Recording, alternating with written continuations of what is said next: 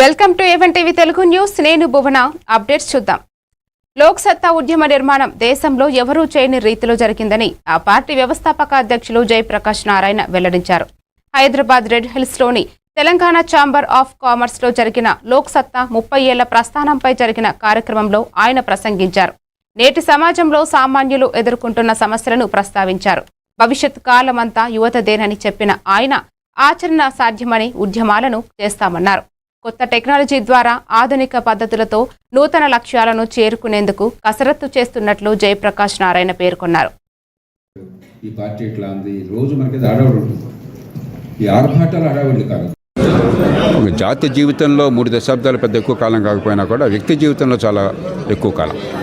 అలాగే స్వతంత్ర భారతంలో మరి దాదాపు 30% దాటింది. 40% దాదాపు వచ్చింది. కాబట్టి ఇవాళ బేరీజు వేసుకుంటున్నాం.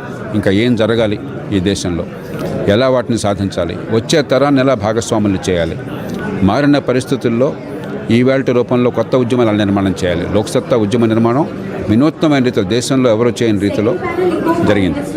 దాన్ని ఈవేళ ఆధునిక పద్ధతుల్లో కొత్త తరాన్ని తీసుకొచ్చి కొత్త టెక్నాలజీ ఉపయోగించుకొని అదే లక్ష్యాల కోసం కొత్త పద్ధతుల్లో ఎలా రూపొందించాలని చెప్పి దాని మీద కసరత్తు చేస్తున్నాం.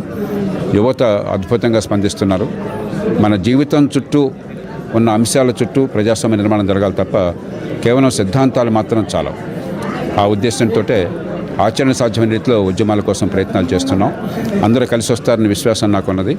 యువతకు ముఖ్యంగా పిలిపిస్తున్నాను. జీవితం మీది, ముందున్న కాలం మీది, ఈ దేశంలో అవసరాలు మీవి. మరి 25 ఏళ్ల లోపల వయసు ఉన్న వాళ్ళు 150 మంది ఉన్నారు. 40 ఏళ్ల లోపల ఉన్న వాళ్ళు 185 మంది ఉన్నారు. దాదాపుగా 75 మంది ఉన్నారు. 185 మంది. బతకబోయే కాలం అంతా మీది. కాబట్టి దేశ భవిష్యత్తు నిర్మాణం చేసుకునే బాధ్యత, అవసరం, హక్కు మీకు ఉన్నాయి. అందుకు మీకు మార్గాన్ని చూపెట్టడం, అండగా ఉండటం మా అందరి బాధ్యత. అందుకు అందరూ కలిసి వస్తారని మనసారా ఆశిస్తూ వారందరి భాగస్వామ్యానికి విజ్ఞప్తి చేస్తున్నారు. ఆంధ్రప్రదేశ్ రాష్ట్ర వ్యాప్తంగా జనవరి 1 నుంచి సంజీవని ప్రాజెక్టును అమలు చేయాలని అధికారులను సీఎం చంద్రబాబు ఆదేశించారు. ఉండవల్లిలోని క్యాంపు కార్యాలయంలో సీఎం ఉన్నత స్థాయి సమీక్ష నిర్వహించారు. కుప్పం, చిత్తూరులో ఈ ప్రాజెక్టు ద్వారా మంచి ఫలితాలు వస్తున్నందున రాష్ట్ర వ్యాప్తంగా విస్తరించేందుకు రూపొందించిన 30 రోజుల కార్యాచరణను అధికారులకు సీఎంకు వివరించారు. ఏఐ ఆధారిత ఆరోగ్య సేవలు, డిజిటల్ హెల్త్ రికార్డులు, వ్యాధుల ముందస్తు గుర్తింపు, చికిత్స, ఫాలోఅప్కు ప్రాధాన్యం ఇవ్వాలని ఈ సందర్భంగా చంద్రబాబు సూచించారు. డిజిటల్ హెల్త్ రికార్డులతో ఈ ప్రాజెక్టు పూర్తి స్థాయిలో అమలైతే వైద్య సేవలో అనూహ్య మార్పులు సాధించవచ్చన్నారు. ఈ విషయంలో ఏపీని ఇతర రాష్ట్రాలు అనుసరించేలా సంజీవని ప్రాజెక్టును విజయవంతం చేయాలని సూచించారు. ప్రజల ఆరోగ్య డేటా, గోప్యత, భద్రతకు ప్రాధాన్యం ఇస్తూ మొబైళ్లకు నేరుగా హెల్త్ అప్డేట్స్ పంపేలా వ్యవస్థను రూపొందించాలని సీఎం ఆదేశించారు. ప్రతి కుటుంబంపై వైద్యం, విద్య ఖర్చుల భారాన్ని తగ్గించడంతో పాటు వ్యాధుల ముందస్తు గుర్తింపు, నివారణ, చికిత్సకు ఈ ప్రాజెక్టు దోహదపడేలా ప్రభుత్వం చర్యలు చేపట్టనుంది.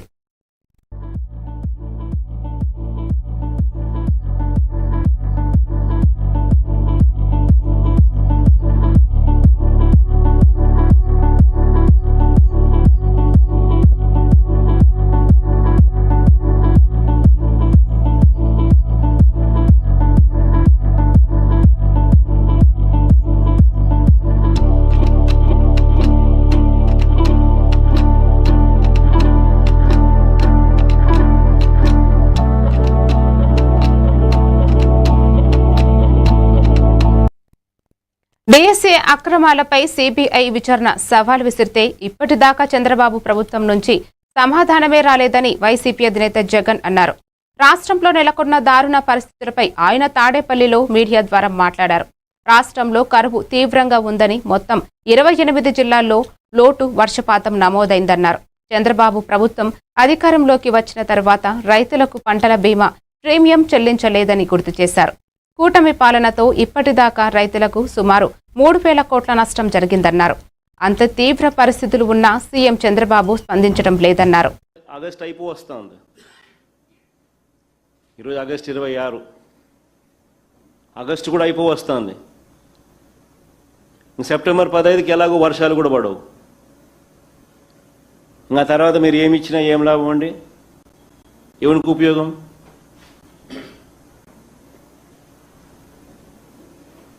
ఇంకా వర్షాలు ఎలాగూ పడేటివి ఉండవు కాబట్టి మీరు ఎవరికి ఏం మేలు చేసినా, ఎవరికి ఏం విత్తనాలు ఇచ్చినా ఎవరికి ఏం లాభం? నిజంగా వ్యవసాయ రంగంపై ఆధారపడి ఉపాధి పొందుతున్న కూలీలకు అదనంగా ఉపాధి హామీ పనులు కల్పించడం ఇప్పటికి స్టార్ట్ అయ్యింది. అలా పేదలకు ఆహార భద్రత కల్పించడం స్టార్ట్ అయ్యింది. అలా జిల్లాల వారీగా ఫాడర్ అవైలబిలిటీ, పశువులకు మేత ఇప్పటికీ చూసుకొని ఉండాలి. సర్ప్లస్ డిస్ట్రిక్ట్స్ ఎక్కడా, సర్ప్లస్ స్టేట్స్ ఎక్కడా, వాటి నుంచి ఫోడర్ తెప్పించడము అవన్నీ అయి ఉండాలి. ఆల్టర్నేట్ అరేంజ్మెంట్స్ ఈ పాటికి. మరి ఇవన్నీ ఎందుకు కాలేదు అని అడుగుతా ఉన్నాం.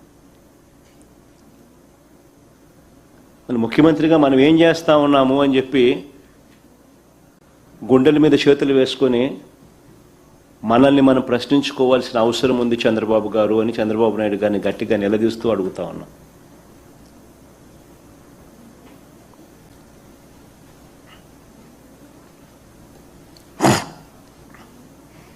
రెండో సబ్జెక్టులోకి పోదాం. కాంగ్రెస్ ప్రభుత్వం ఎక్కడ భూములున్నా వెంటనే అమ్మేస్తోందని, గడిచిన 2.5 ఏళ్లలో 30,000 కోట్ల విలువైన భూములు విక్రయించారని మాజీ మంత్రి హరీష్ రావు విమర్శించారు. ప్రజల నుంచి భూములు సేకరించిన తన అనుచరులకు కట్టబెడుతున్నారని, ఇప్పుడు ప్రజల భూములను కూడా 22A చేర్చి ఇబ్బంది పెడుతున్నారని మండిపడ్డారు. హైదరాబాద్ కూకట్పల్లిలో 22A నిషేధిత భూముల బాధితులతో ఏర్పాటు చేసిన సమావేశంలో హరీష్ రావు మాట్లాడారు. 2008 సంవత్సరంలో రాజశేఖర్ రెడ్డి గారు ముఖ్యమంత్రిగా ఉన్నప్పుడు ఈ రాష్ట్రంలో ULC యాక్ట్ను రద్దు చేయడం జరిగింది. అర్బన్ ల్యాండ్ సీలింగ్ ను రద్దు చేసినారు తెలంగాణ రాష్ట్రంలో. ULC రద్దు అయిపోయిన తర్వాత, యాక్ట్ చట్టం రిపీల్ అయిన తర్వాత భూములన్నీ ఫ్రీ అయినాయి కదా, లేఅవుట్లు అయినాయి, హుడా అనుమతులు ఇచ్చింది, గవర్నమెంట్ అనుమతులు ఇచ్చింది, ప్రజలు ప్లాట్లు కొనుక్కున్నారు, అక్కడ ఇండ్లు కట్టుకున్నారు. ఇవాళ రేవంత్ రెడ్డి ప్రభుత్వం ఏం చేసిందంటే 2008 కంటే ముందు నీ భూమి ULCలో ఉంది అని చెప్పి ఆ భూములను తిరిగి ULCలో పెట్టినారు. కాలనీలు 2008లో ULC రిపీల్ అయిన తర్వాత, అంతకు ముందు ఎప్పుడో ULCలో ఉండేని ఇవాళ ULCలో కాలనీలు పెడితే ఎంతమంది ప్రజలు ఆగమవుతారు? సుప్రీంకోర్టు జడ్జిమెంట్లు వచ్చి, హైకోర్టు జడ్జిమెంట్లు వచ్చి కొన్ని భూములను ప్రైవేట్ భూములుగా ప్రజలు హక్కులు దొరికినాయి, లేఅవుట్లు అయినాయి, అక్కడ అపార్ట్మెంట్లు వచ్చినాయి, ప్రజలు ఇండ్లు కట్టుకున్నారు.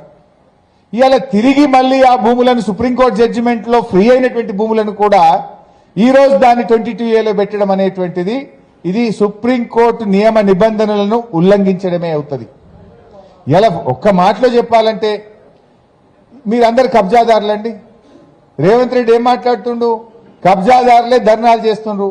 మీరు ఈ వయసులో 70 ఏళ్ల వయసులో 80 ఏళ్ల వయసులో పిలిస్తే కూడా మీరు రారు. పొలిటికల్ మీటింగ్ పెడితే మీ కడుపులో ఆవేదన ఉంది గనక, ఆందోళన ఉంది గనక, మీకు అన్యాయం జరిగింది గనక మాకు న్యాయం జరగాలని చెప్పి ఇలా మీరందరూ కూడా బయటకు వచ్చినటువంటి పరిస్థితి.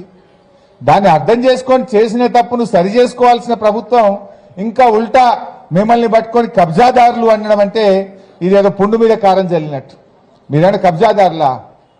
రూపాయి సంపాదించి కష్టపడి మీ జీవితం 2008 సంవత్సరంలో రాజశేఖర్ రెడ్డి గారు ముఖ్యమంత్రిగా ఉన్నప్పుడు ఈ రాష్ట్రంలో విజయనగరం జిల్లా టీడీపీ కార్యాలయంలో ఎంపీ కలిశెట్టి అప్పలనాయుడు మీడియా సమావేశం నిర్వహించారు. కూటమి ప్రభుత్వంపై వైసీపీ నేతలు చేస్తున్న ఆరోపణలను ఖండించారు. బీసీల సంక్షేమం, ఆర్థికాభివృద్ధి, రాజకీయ ప్రాధాన్యతకు ప్రభుత్వం పెద్దపీట వేస్తోందని తెలిపారు. బీసీ నాయకులకు సముచిత గౌరవం, ప్రాతినిధ్యం కల్పిస్తూ సీఎం చంద్రబాబు ప్రభుత్వం ముందుకు సాగుతోందని అన్నారు.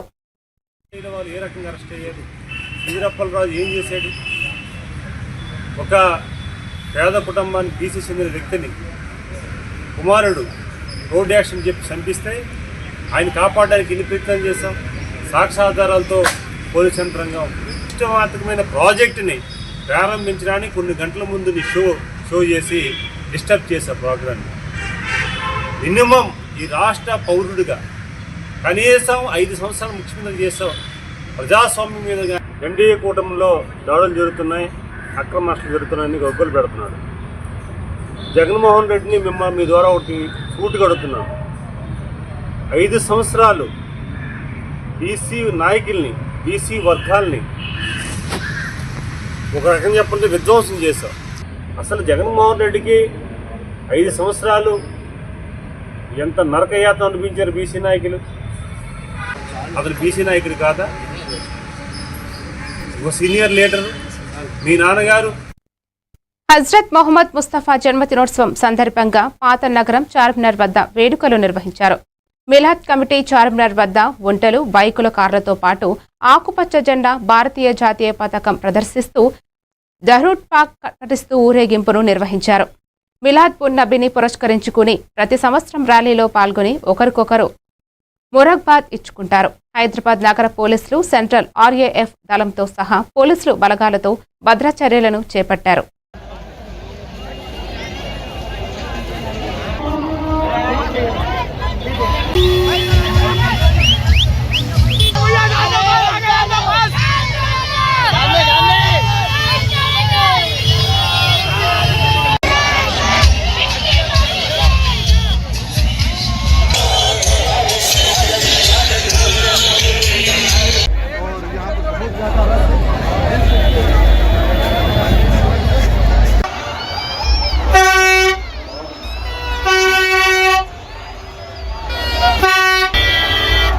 मुबारक चंद्र को लगी हुई है। आपको गुजारिश है वॉलंटियर से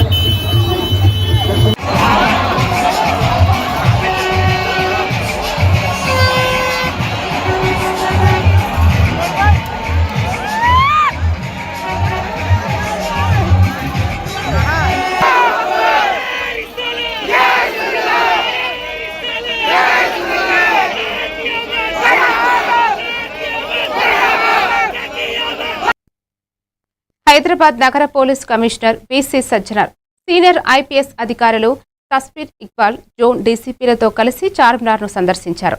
అక్కడ వారు మిలాద్ ఉన్ నబీ ఊరేగింపునకు స్వాగతం పలకడంతో పాటు సీసీటీవీ కెమెరాల ద్వారా పరిస్థితిని పర్యవేక్షించారు, పలు సూచనలు చేశారు.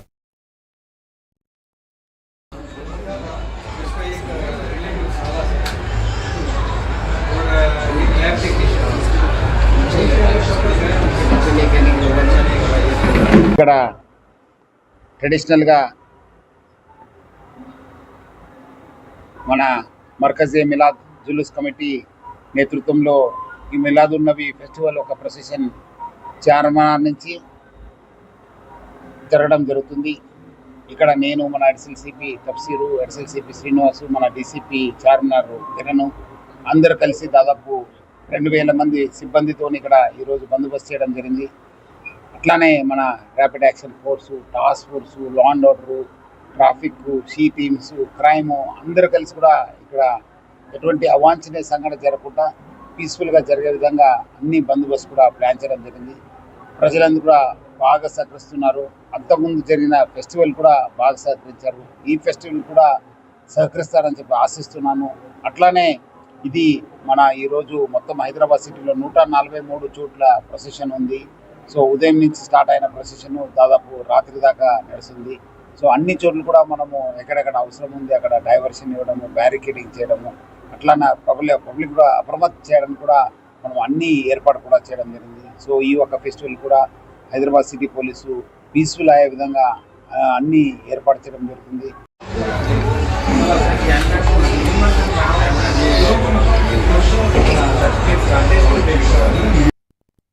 సూర్యాపేట జిల్లా కోదాడ మండలం ద్వారకుంట శివారులో ఘోర రోడ్డు ప్రమాదం జరిగింది.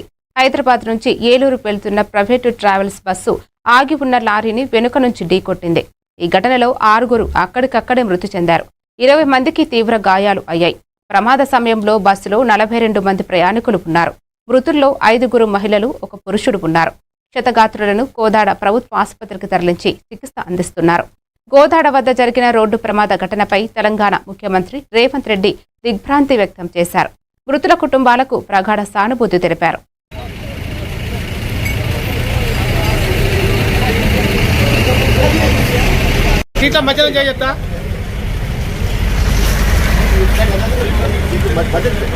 ఒక సీట్కి 2 సీట్లకి ఇస్తారు మళ్ళీ.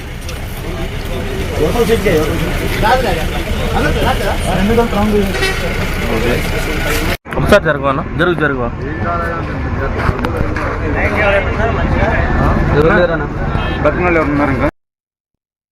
రంగారెడ్డి జిల్లా బాలాపూర్ గణేష్ ఉత్సవ సమితిలో అన్ని వర్గాల ప్రజలకు ప్రాతినిధ్యం కల్పించాలని డిమాండ్ చేస్తూ పలువురు గణేష్ మండపం వద్ద నిరసన ధర్నా నిర్వహించారు. ఉత్సవ సమితిలో కొన్ని వర్గాల వారికే ప్రాధాన్యం ఇస్తూ బడుగు బలహీన వర్గాల ప్రజలను దూరంగా ఉంచుతున్నారని వారు ఆరోపించారు. ఈ సందర్భంగా బొర్రా రవి మాట్లాడుతూ గణనాథునికి సేవ చేసే అవకాశం అన్ని వర్గాల ప్రజలకు కల్పించాలని డిమాండ్ చేశారు. సుమారు 40 ఏళ్ల క్రితం ఏర్పాటు చేసిన బాలాపూర్ గణేష్ ఉత్సవ కమిటీలో ప్రస్తుతం కొన్ని వర్గాలకు చెందిన వారే కొనసాగుతున్నారని, గ్రామంలోని అన్ని వర్గాల ప్రజలను కలుపుకుని ముందుకు వెళ్లాల్సిన బాధ్యత కమిటీపై ఉందన్నారు. ఊరిలో జరిగే అన్ని కార్యక్రమాల్లో అన్ని కులాల వారిని కలుపుకుని కార్యక్రమాలు నిర్వహిస్తున్నారని, అయితే బాలాపూర్ గణేష్ ఉత్సవాల సమయంలో మాత్రం కొన్ని వర్గాల వారు మాత్రమే కలిసి ఉత్సవాలు నిర్వహిస్తున్నారని ఆరోపించారు.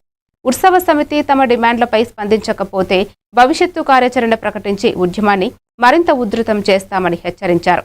నిరసనకు స్థానికుడు పోరెడ్డి శ్రీనివాస్ రెడ్డి మద్దతు ప్రకటించారు. చేసి ఎన్ని ఉసులు అవుతున్నాయో కూడా మాకు చెప్పడం లేదు. అదేవిధంగా ఒక 11 రోజులు ఈడ ఉండి పెడతారు. ఆ ఉండిలో ఒక దాదాపు 30 లక్షలు ఉసులు అవుతాయి. 30 లక్షలు బాలాపూర్ సమావేశంలో ఒక శివాలయం ఉంది, ఒక వేణుగోపాల స్వామి టెంపుల్ అని ఉంది. ఆ టెంపుల్ ఎందుకు ఓపెన్ చేయరు? ఆ ఉండి కమిటీ సభ్యులలో కనీసం సభ్యులుగా అన్ని వర్గాలను కూడా అలా సభ్యులుగా చేర్చుకోవాల్సిన బాధ్యత గణేష్ ఉత్సవ సమితి వారికి ఉన్నదనే విషయాన్ని కూడా నేను స్పష్టంగా తెలియజేస్తా ఉన్నాను. మరి అదేవిధంగా ఈనాడు యువత మేల్కొని మాకు ప్రాతినిధ్యం లేదు, మా గ్రామంలో మాకు ప్రాతినిధ్యం లేదు, పక్క ఊరు వారికి కూడా ప్రాతినిధ్యం వహిస్తారు తప్ప మా ఊరు వారికి ప్రాతినిధ్యం ఇవ్వలేదని చెప్పేసి ఒక ఆవేదనతోటి, ఒక ఆక్రోశంతో, ఒక బాధతోటి ఈనాడు ఈ కార్యక్రమం చేపట్టడం జరిగిందే తప్ప ఏ వ్యక్తిగత విషయాలు కూడా ఇందులో లేవనే విషయాన్ని కూడా స్పష్టంగా తెలియజేస్తా ఉన్నాను. ఎందుకంటే ఇది పార్టీలకు అతీతంగా, కులాలకు అతీతంగా చేయాల్సిన ఉత్సవము.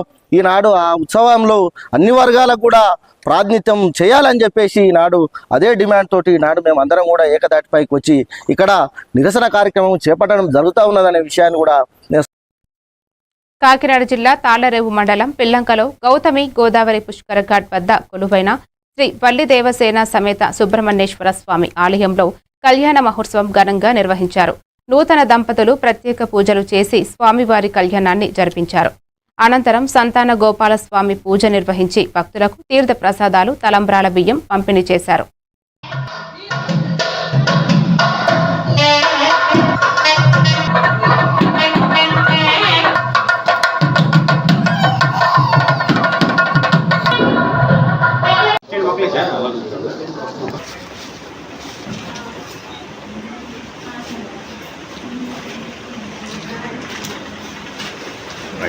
తాళ్లరేవు మండలం పిల్లంక గ్రామం శ్రీ వల్లీ దేవసేన సమేత సుబ్రహ్మణ్యేశ్వర స్వామివారి ఆలయము గౌతమీ నదీ తీరంలో ఇటీవలనే ప్రతిష్ఠ చేసుకున్న నూతన ఆలయంలో ఇటీవల యానాంలో సాయిబాబా వారి దేవాలయములో బైపాస్లో గల సాయిబాబా వారి దేవాలయంలో అర్చక విధులు నిర్వహిస్తున్నటువంటి అప్పల సూర్యకామేశ్వరరావు పద్మావతి దంపతుల కుమారునకు ఇటీవల 20వ తారీఖున తాళ్లరేవులో వివాహం జరిగింది.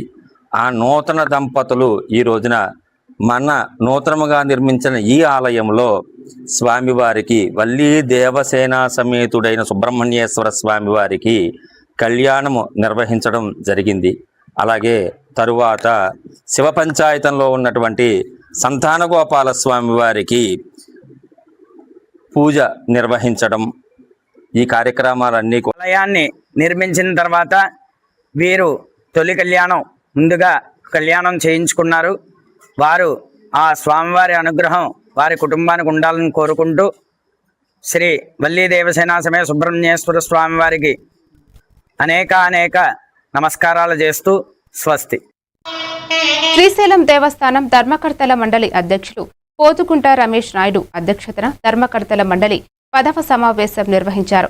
దేవస్థానం కార్యనిర్వహణాధికారి శ్రీనివాసరావు, ధర్మకర్తల మండలి సభ్యులు, ప్రత్యేక ఆహ్వానితులు ఈ సమావేశంలో పాల్గొన్నారు. ఈ సమావేశంలో మొత్తం 18 అంశాలు చర్చించి 15 అంశాలు ఆమోదించారు. ధర్మకర్తల మండలి అధ్యక్షులు శ్రీ పోతుకుంటు రమేష్ నాయుడు మాట్లాడుతూ క్షేత్ర పరిధిలో మౌలిక సదుపాయాల కల్పనకు మరిన్ని చర్యలు తీసుకోవడం జరుగుతుందన్నారు.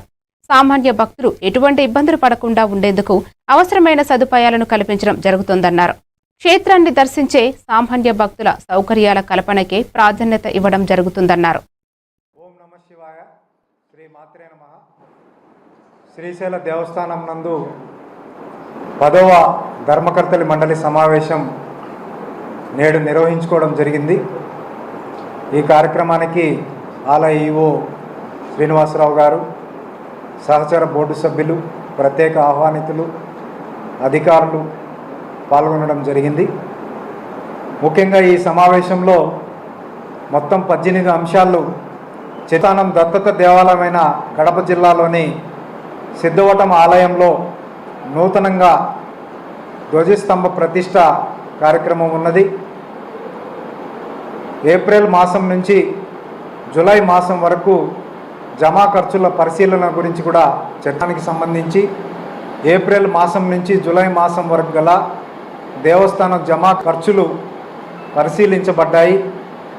దేవస్థానంలో స్వచ్ఛంద సేవను నిర్వహిస్తున్న శివసేవకుల వసతి కోసం వినియోగిస్తున్న నందికేశ సదనం నందు పరుపులు, దిండ్లు ఏర్పాటు మార్గంలో పబ్లిక్ టాయిలెట్స్కు పూర్తి స్థాయి మరమ్మతులు, డ్రైనేజ్ మరియు ఫ్లోరింగ్ పనులు చేయడానికి 32 లక్షల వ్యయంతో శ్రావణ మాసంలో ఉదయం పూట, మధ్యాహ్నం పూట జరిగే స్పర్శ దర్శనాలు కూడా రద్దు చేసి రాత్రి వేళల్లోనే పెడుతూ అతి వేగంగా వచ్చిన కారు రోడ్డు పక్కన భజనలు చేస్తున్న భక్తులపైకి దూసుకు వెళ్లడంతో 5గురు ప్రాణాలు కోల్పోయారు.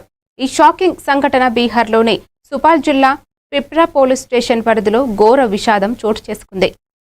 కటయ్య గో చౌక్ సమీపంలోని బజరంగ్ బల్ ఆలయం వద్ద జులన్ ఉత్సవాన్ని పురస్కరించుకుని భక్తులు భజన కీర్తనలు పాడుతుండగా పిప్రా వైపు నుంచి మితిమీరిన వేగంతో దూసుకొచ్చిన కారు ఒక్కసారిగా వారిపైకి దూసుకెళ్లింది. ఈ ఘోర ప్రమాదంలో 5గురు భక్తులు అక్కడికక్కడే దుర్మరణం చెందారు. यहाँ बहुत दुखद घटना घटी है। एक गाड़ी 4 चक्का जो वेन्यू कंपनी की थी, वेन्यू गाड़ी थी, पिपरा की तरफ से आ रही थी। यहाँ जो है भजन कीर्तन हो रहा था। आप देख रहे हैं यहाँ बजरंगबली का मंदिर है, यही हो रहा था। ये लोग जो है 4-5 आदमी से बैठ के अपना साइड में होकर के सुन रहे थे।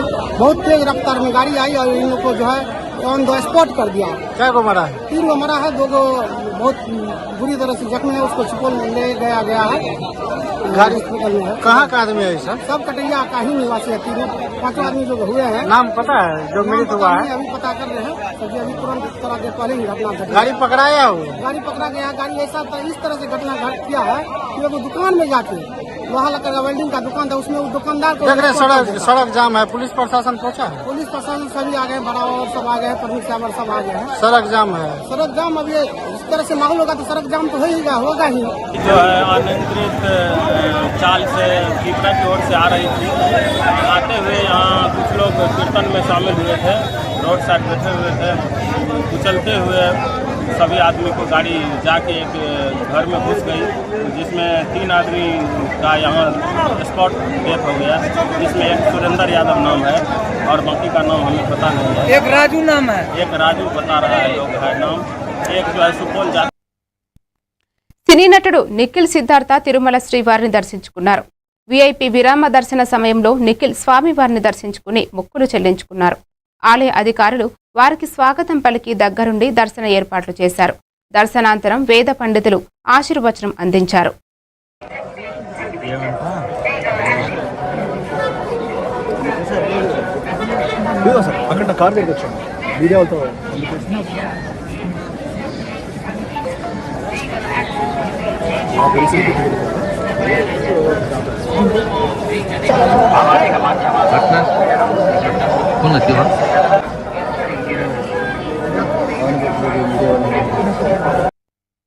పాకిస్తాన్ రాజధాని ఇస్లామాబాద్లోని ప్రభుత్వ ఆసుపత్రి పాకిస్తాన్ ఇన్స్టిట్యూట్ ఆఫ్ మెడికల్ సైన్స్లో పెను విషాదం చోటు చేసుకుంది.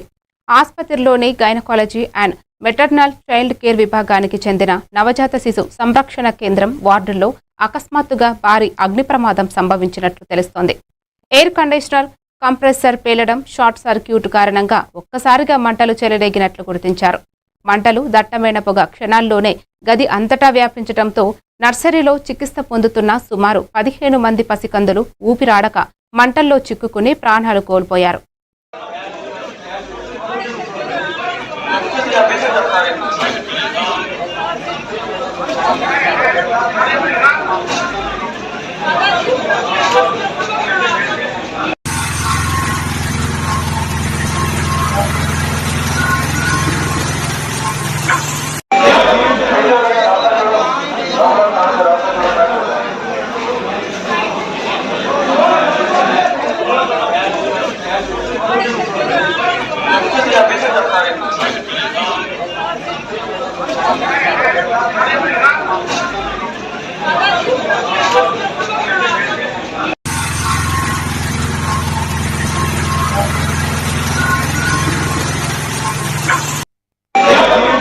నేపాల్లో వరదల బీభత్సం సృష్టించాయి. రసువా సరిహద్దు ప్రాంతంలో ప్రకృతి ఉగ్రరూపం దాల్చింది. నిమిషాల వ్యవధిలో విరుచుకుపడిన తీవ్ర మెరుపు వరదల కారణంగా మొత్తం 105 మంది భారతీయులు గల్లంతయ్యారు. ఈ అకస్మాత్ విపత్తులో వందలాది మంది కొట్టుకుపోగా వారిలో భారతీయులు కూడా పెద్ద సంఖ్యలో ఉన్నారు. టిబెట్ కొండల వైపు నుంచి ఉద్భవించే బోటెకోసి నదిలో ఒక్కసారిగా నీటి మట్టం ఊహించని రీతిలో పెరిగింది. ఉప్పొంగిన వరద ప్రవాహం నది పరివాహక ప్రాంతాలను ముంచెత్తడంతో పాటు మార్గ మధ్యంలో ఉన్న పలు గ్రామాలను నిలుపునా తుడిచిపెట్టేసింది. ఊహించని విధంగా ప్రవాహం రావడంతో ప్రజలు, పర్యాటకులు సురక్షిత ప్రాంతాలకు వెళ్లేందుకు కూడా సమయం లేకపోయింది.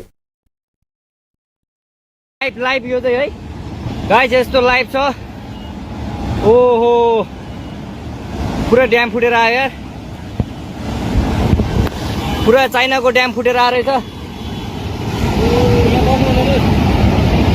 आमामामामामा ल यहाँ हामीले अब ओहो यार यो पुरै ड्याम फुटेर आएको यो घर गयो यो ल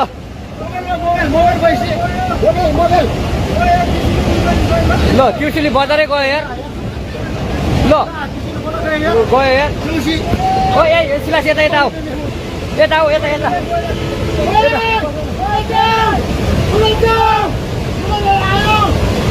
आमामामा यार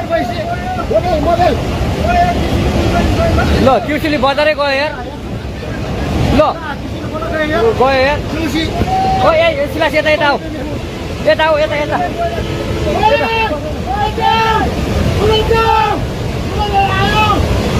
आमामामा यार बजारै गयो यार यहाँ नबसौँ ल अलि टाढा बसौँ टाढा यो पुरै ल घरहरू जम्मै गयो ल घरहरू जम्मै गयो. మరిన్ని అప్డేట్స్ తో మళ్ళీ కలుద్దాం. Keep watching A1 TV Telugu news.